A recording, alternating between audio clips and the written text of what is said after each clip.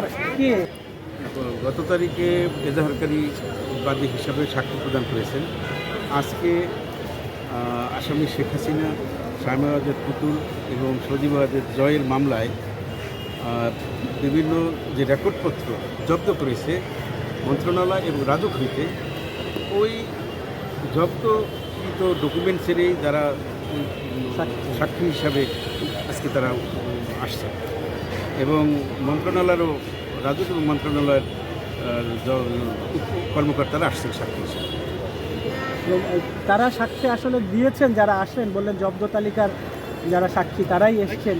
এই জব্দ তালিকার সাক্ষীরা আসলে কি কি জব্দ করেছেন, কোন কোন কি কি আসলে আদালতে তারা বলেছে? এই জব্দ তালিকায় বিভিন্ন ধরনের ডকুমেন্ট, যেমন প্লট বরাদ্দের জন্য মন্ত্রণালয় থেকে যে পত্র রাজুকে পাঠানো হয়েছিল ওই পত্রের কপি, তারপর রাজুকে ওই পত্র প্রাপ্ত হয়ে রাজুকে একটা ভোট সভা হয়, ওই ভোট সভার বিবরণী, তারপর আসামি শেখ হাসিনা, শেখ হাসিনা, পুতুল এবং জয়ের বায়োডাটা, জীবন বৃত্তান্ত ফর্ম এবং পাসপোর্ট আকারের ছবি, আরও অন্যান্য ডকুমেন্টস, যে বরাদ্দপত্র এবং বরাদ্দপ্রাপ্তের পরে দখলনামার রেজিস্ট্রিকৃত লিস্ট ডেট, এই বিভিন্ন কাগজপত্র জব্দ করা হয়েছে। এই যে জব্দ করেছে যে সকল কাগজপত্র, সেখানে আসলে কি কি অসঙ্গতিগুলো তারা তুলে ধরেছেন যে এইটা বিধিসম্মত হয় না, এই জব্দটা এই যে যেটা আমরা করেছি, যেমন ধরেন বোর্ড সভার কথা বললেন, বোর্ড সভায় আসলে বোর্ডের যে নীতিমালা সেই নীতিমালা না পড়া সত্ত্বেও কি হচ্ছে গিয়ে মানে তাদেরকে অবৈধভাবে এই প্লট মানে কি কি অসঙ্গতি আসছে?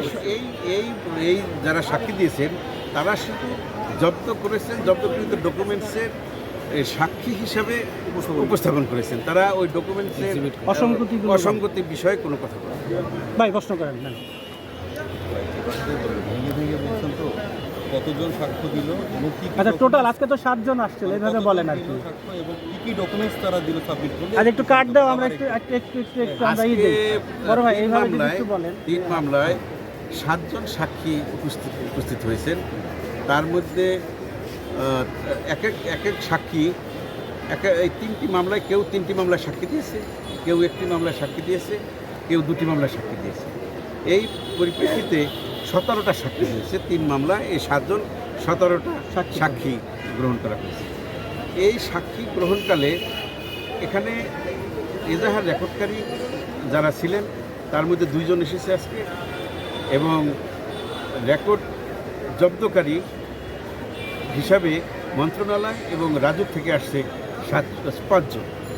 তারা যে এই আসামি শেখ হাসিনা, সজীব ওয়াজেদ জয় এবং শামীম ওয়াজেদ পুতুলের প্লট সংক্রান্ত বিষয়ে যে সমস্ত ডকুমেন্টগুলো মন্ত্রণালয় থেকে রাজুকে পাঠানো হয়েছিল এবং রাজুক যে পদক্ষেপ নিয়েছিল এই প্লট বরাদ্দের বিষয়ে, সেই সকল ডকুমেন্টসগুলো জব্দ করা হয়। এই জব্দকৃত যারা সাক্ষী হিসাবে ছিলেন, জব্দকৃত ডকুমেন্টসে তাদের সাক্ষী হিসাবেই আজকে নেওয়া। সাধারণত আমরা জানি সাধারণত আমরা জানি যে যারা হচ্ছে যে উপস্থিত থাকেন আসামিরা, সেক্ষেত্রে সাক্ষীকে আসামি পক্ষের আইনজীবীরা জেরা করার সুযোগ পান। যারা সাক্ষী দিলেন আজকে জব্দ হলে, তাদেরকে এই সুযোগটা হয়েছে বা আইনে কোনো সুযোগ রয়েছে কিনা? না, যেহেতু আসামিরা পলাতক, সবাই পলাতক, তাদের পলাতকের তো এখানে জেরা করার কোনো সুযোগ নাই। তারা আবেদনও করে, আবেদন করলে মঞ্জুর হতো না, যেহেতু তাদেরকে আসতে হতো, তাদেরকে সারেন্ডার করে এখানে জামিন নিয়ে তারপর আসতে হতো। পরবর্তী তারিখে আগামী 2/9/2025 তারিখে সাক্ষীর জন্য পরবর্তী সাক্ষী।